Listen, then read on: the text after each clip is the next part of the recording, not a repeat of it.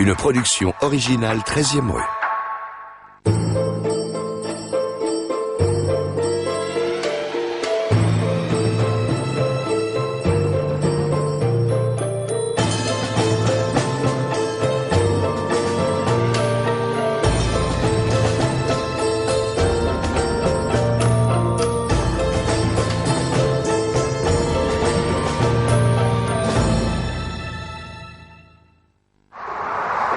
Bienvenue sur 13e rue pour de nouveaux faits Carl Zero, un prime spécial.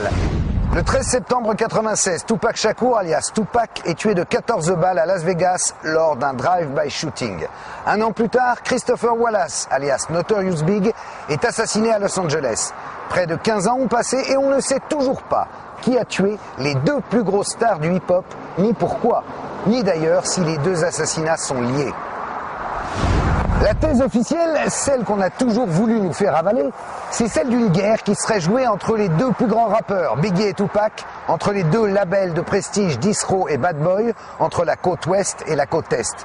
Super thèse manichéenne, mais un peu facile. Alors, qui a tué Tupac? De New York à Los Angeles, en passant par Vegas et Baltimore, je vous embarque dans un pur thriller, East-Ouest, en baggy et casquette à l'envers. Voici une enquête policière qui groove sévère. Suivez-moi. Il m'a dit, de toute manière, je vais mourir. Ils vont me tuer parce que je suis un Shakur. Mes deux seuls choix sont, est-ce que je meurs comme Tony Montana dans Scarface, ou est-ce que je tire ma référence comme Malcolm X? Tupac, sans déconner, ce mec aurait pu devenir président un jour, vraiment.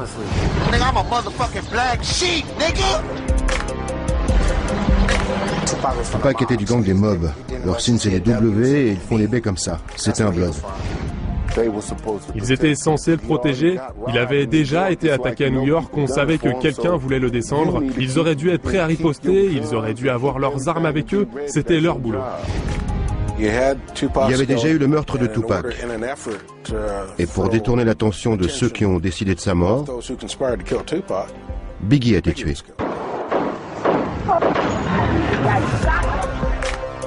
Cela faisait partie du scénario. Biggie n'a pas tué Tupac et Tupac n'a pas tué Biggie. C'est quelque chose qui nous dépasse. Ça se passe au-dessus de nous. Ce n'est pas différent du meurtre de Malcolm. C'est un mode opératoire du FBI bien connu, mis en place par son directeur, J. Edgar Hoover, il y a longtemps. Je serais satisfait que le jour où le mec crèvera comme Tupac et comme Biggie. Ceux qui ont fait ça doivent subir les mêmes souffrances. C'est aussi con que ça. Point final.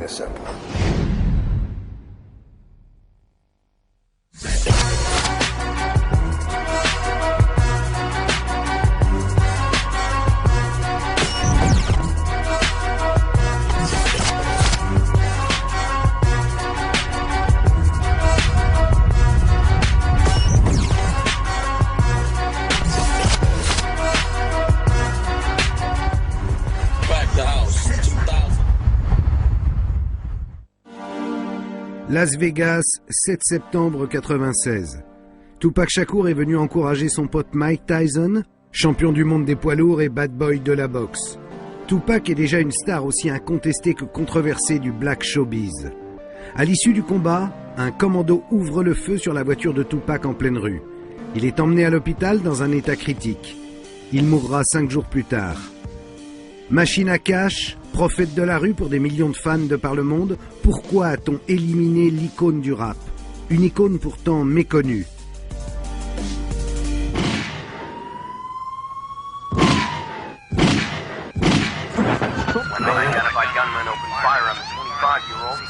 13 coups de feu retentissent dans la nuit. Un an auparavant, Tupac avait déjà survécu à une tentative d'assassinat, mais cette fois-ci, c'est la bonne. Les assassins prennent la fuite.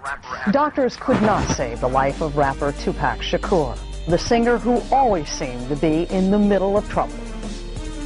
It amazes me that when we have professional bodyguards as part of this entourage, that they can't even give us an accurate description of the vehicle.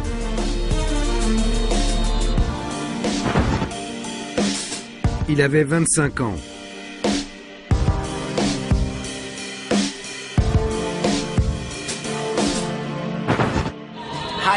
C'était comment il racontait les choses. Il parlait de la réalité autour de nous.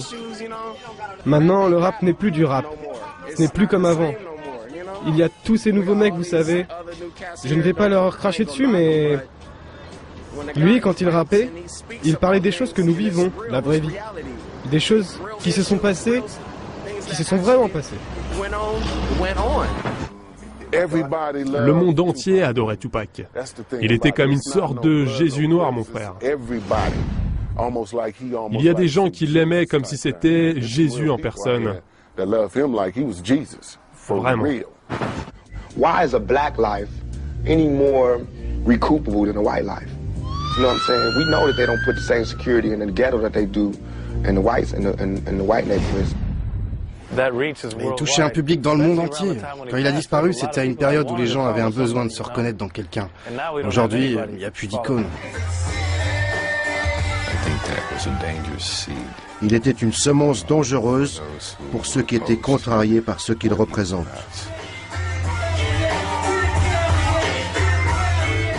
Il était magnétique. Il pouvait capturer tous les cœurs de pierre.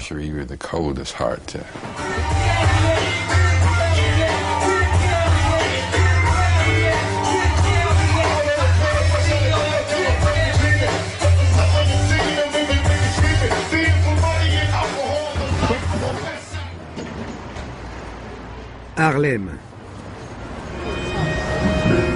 Dans les années 60, ce quartier de New York est l'emblématique ghetto noir de l'Amérique, l'épicentre de la culture black. S'y côtoient musiciens de jazz, écrivains, dealers, révolutionnaires. C'est le fief de Malcolm X. C'est dans ce climat électrique que naît Tupac Shakur, le 16 juin 1971. Sa mère, Afeni Shakur, est l'une des figures du légendaire mouvement de contestation noire, les Black Panthers. Né pour combattre l'oppression des Afro-Américains. C'est une guerre sanglante qui va faire des milliers de victimes que va se livrer pendant des années le gouvernement et les Panthers. Lutte armée contre les violences policières, redistribution des biens contre capitalisme échevelé.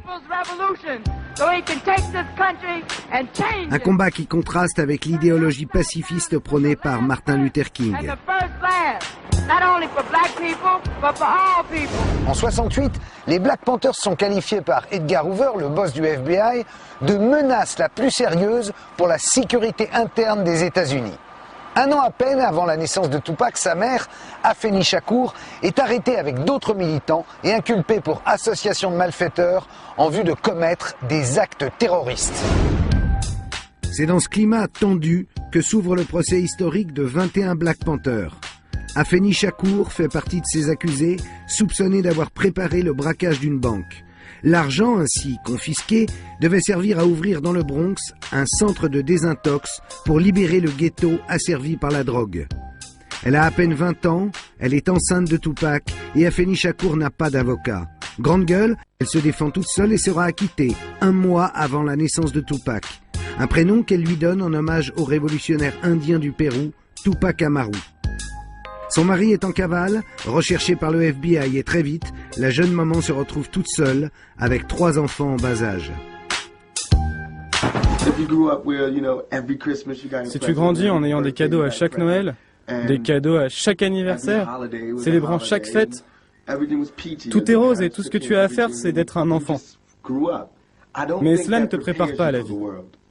Ma mère a une enfance de merde, mon père aussi. Moi, j'ai eu une enfance de merde, mais j'ai adoré mon enfance. Même si c'était pourri, je l'ai adoré. Cela m'a tellement appris. J'ai beaucoup appris, j'ai vraiment beaucoup appris. Comme ma mère a eu une enfance pourrie, elle connaît l'importance d'être honnête, de faire face aux vrais problèmes, à la réalité. Confronter la vraie vie comme elle vient et résoudre les problèmes comme ils viennent, un par un.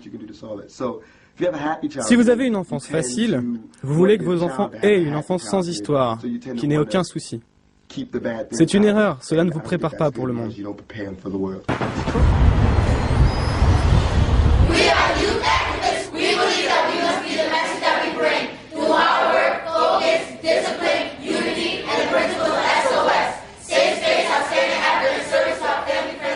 Tous les samedis matins, Jamal Joseph donne des cours d'art dramatique aux enfants de Harlem, en tant que bénévole.